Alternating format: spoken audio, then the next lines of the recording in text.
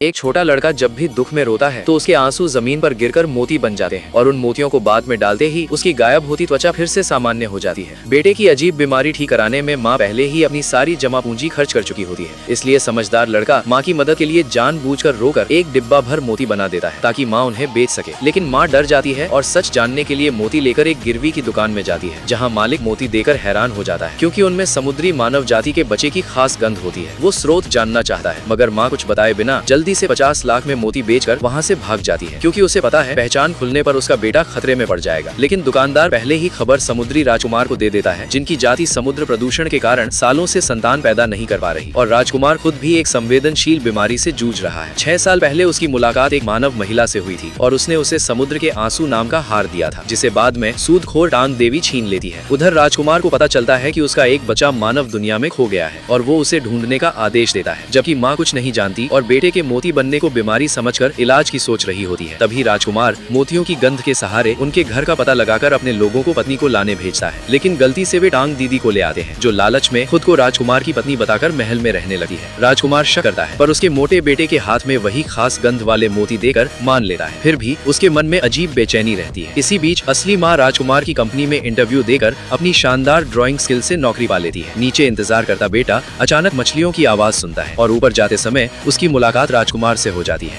राजकुमार बच्चे की गंध पाकर उसे ढूंढने लगता है और मछलियों से पता लगाकर ऊपर जाता है। तभी टांग दीदी इंटरव्यू रूम में घुसकर खुद को बॉस की पत्नी बताती है और अविवाहित माँ होने का बहाना बनाकर असली माँ को नौकरी से निकाल देती है और उसके डिजाइन फाड़ देती है। फिर सिक्योरिटी बुलाकर माँ बेटे को बाहर फेंकवाने का आदेश देती है और अपनी जगह पक्की करने के लिए उन्हें इलेक्ट्रिक शॉक से मारने की कोशिश करती है।